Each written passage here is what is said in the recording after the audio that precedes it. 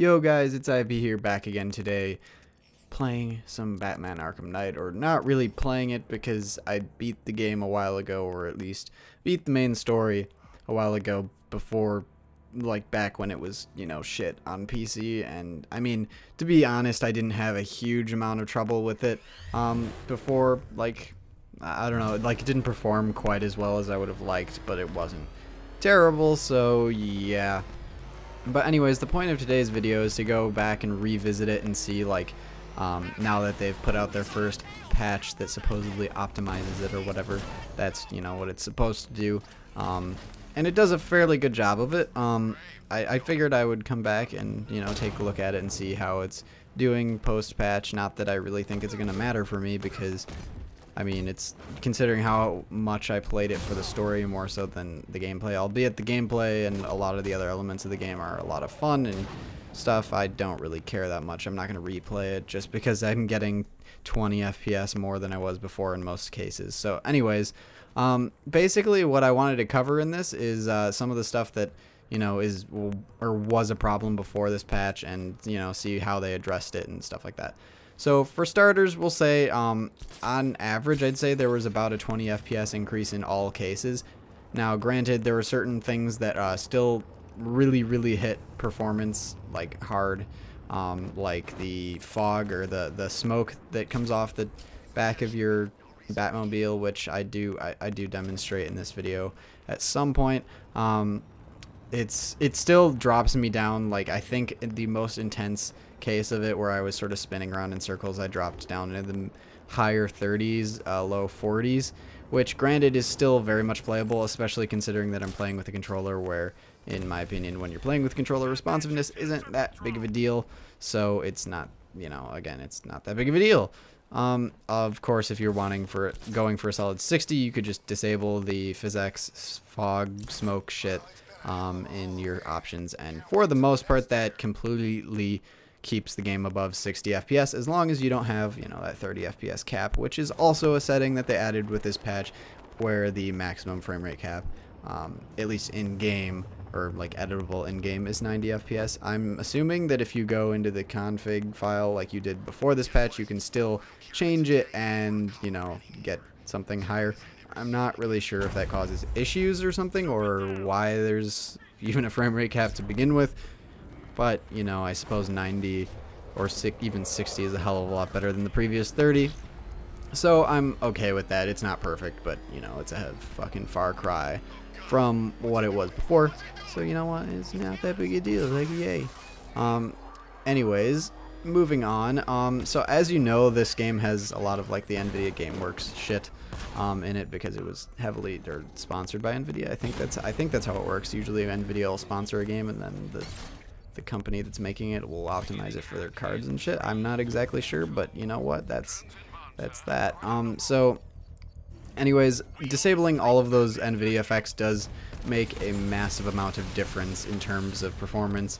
If you got all those off on my single 970 and my 4790K, I had no problem maintaining above 60 FPS all the fucking time. Granted, none of the footage that I'm showing is, you know, with those effects disabled, because for the most part I found that, you know, people give a shit mostly about, you know, max settings, performance, and all that fun stuff. And quite frankly, when I'm playing a story-driven game where I'm enjoying the game for the story and graphics and, you know, the visual fidelity or whatever, yeah, most of the time, even if I can't maintain a solid 60 all the time, I will usually max it out, just because, you know, it's not like it's a competitive shooter or competitive game in the slightest, so I'm not real worried about always getting 60 FPS, and usually taking a hit, dropping down even down to the mid 30s is alright. It's not optimal, but it's fine, because again, not competitive, so it's something I can deal with. Obviously that shouldn't be the case, because it's kind of a pain in the ass when you drop down below 60 FPS, and it feels bad and can oftentimes ruin the actual immersion in the game and shit like that, and ruin the experience if all of a sudden you're getting potato frames. But, you know, there's not a whole lot you can do about that sometimes. So yeah. So yeah, as I said, I was running this on a single GTX 970. That's the Asus Strix version of it, and you know, obviously I haven't overclocked it or anything, so it's just running like normal. Supposedly the game, like according to the settings menu, was using about 100 megabytes more than the 4 gigabytes that the card has, and granted, if it was actually doing that, it would not only be using more than the card has available, but it would also be pushing memory into the, or pushing into that 500 megabytes of, you know, slower RAM or whatever the fuck. I didn't notice too much of a problem because of that. I mean, there were a few hitches and stutters here or there, but honestly, like, it was mostly just right when I was starting the game up and for the first couple minutes of playing, and they kind of ironed themselves out within about 10 minutes of playing, and I played for about a half hour, and I only noticed it like 2 or 3 times where they were actually hugely noticeable. The frame rate doesn't fluctuate a ton, it fluctuates somewhat, and again, when there's certain a lot of physics effects going on, you know, the smoke being particular, the frame rate will drop down below 60, sometimes again down to the mid 30s. That's the lowest I ever saw it. I never saw it go below 30, which is good. I also saw some weird ones where when I was just running around on the ground fighting, and that was, you know, it would drop into the 30s for some reason. Not exactly sure why, but it's a lot better than the like low 20s, mid, like, you know, 15 FPS ish that it would drop to before the patch. It was, again, it's kind of alleviated by the fact that I play with a controller, since I kind of hate the key bindings, or like the keyboard key bindings for the Batmobile and stuff, which I've heard, you know, a lot of people agree with, so yeah. So it's not that big of a deal to me, but, you know, it could be to some people, so keep that in mind. I'm not even sure, I haven't checked yet if they've put it back up on the Steam store. I'm going to pull it up right now to see if this is officially, like, for sale again. I don't know if it is, so if it'll only load, please. Let's see, Batman Arkham Knight is still not for sale. So I guess if you weren't planning on buying it until the patch came out, you still can't really buy it. I'm assuming that's because they have another patch planned, and where they're going to be ironing out some things like SLI, like SLI issues, or just the fact that the game doesn't support SLI at the moment, and in fact in some cases performs worse with SLI.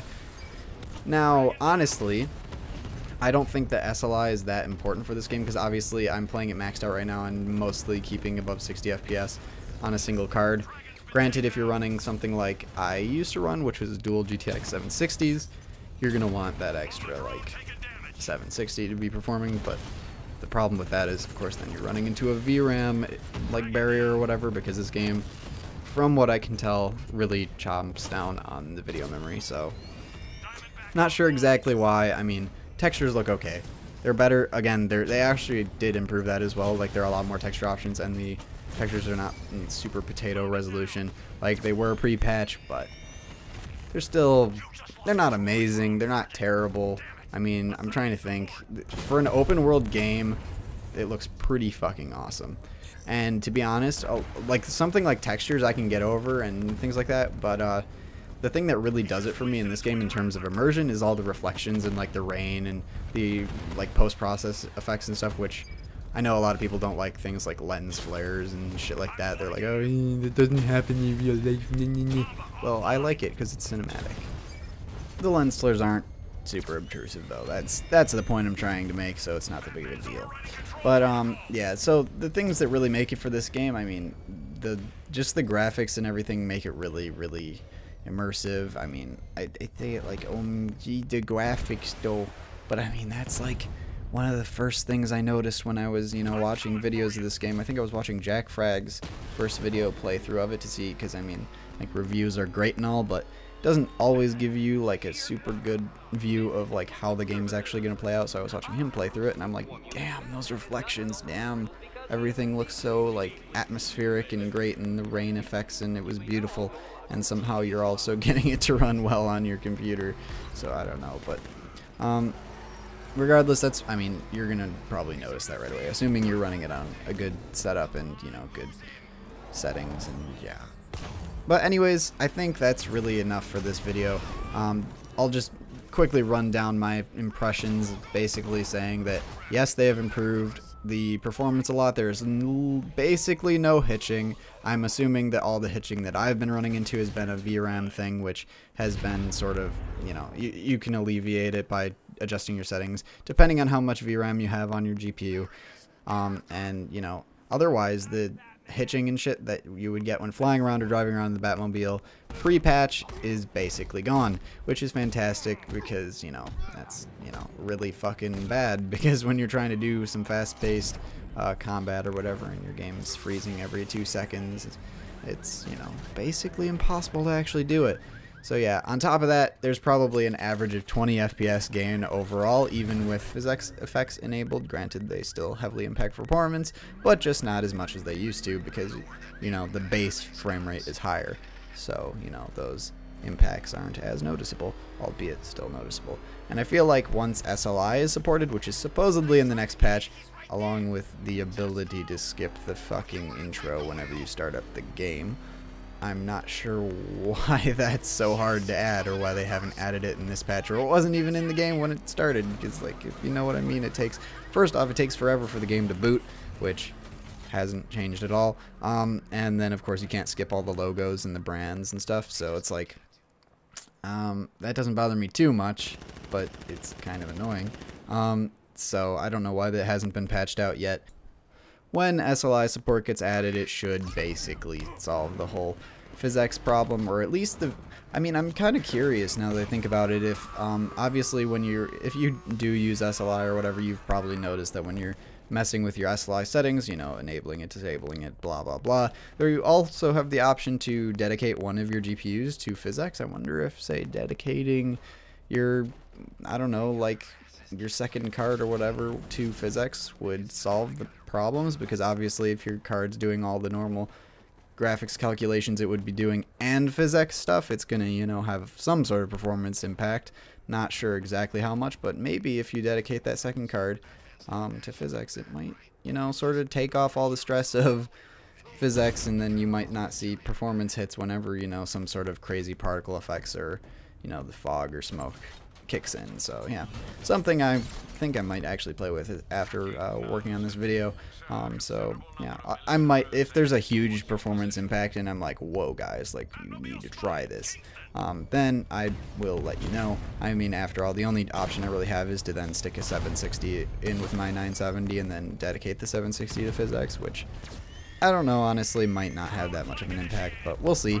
So, you know, if something comes of it, then I'll let you know, but I just have a feeling that it won't, because if the game doesn't have SLI support, even though technically dedicating a card to physics isn't SLI, it probably won't work. So, you know.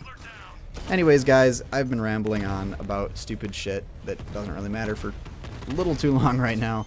But yeah, let me know how your performance has impacted. Obviously, you can't buy the game right now other than, say, on G2A, because of the, you know, fact that they took it off Steam and clearly have not re-added it yet, probably because they're not satisfied with the way that the game is still in, even though it's far improved from, you know, when the game was initially put on the Steam store.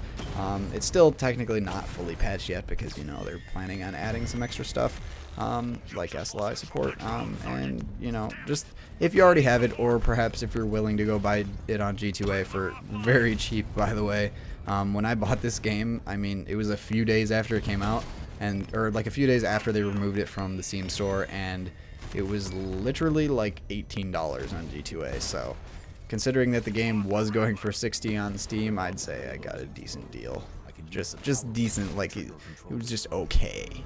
But yeah, I had a lot of fun with the game. Obviously, there are a lot of people who didn't due to the performance issues, and those who can't stomach, you know, dropping below 60 FPS, which most of the time I can't, but then again, I guess I'm used to playing DayZ and Arma, so kind of used to it. So, you know, it didn't bother me as much, and quite frankly, I was playing the game for the story anyways, so I wasn't impacted that heavily. But I know a lot of people had much worse experiences, so I can understand the anger towards the devs and whatnot, especially considering they were charging full price for it, and yeah, it was basically a complete shit port when it got launched.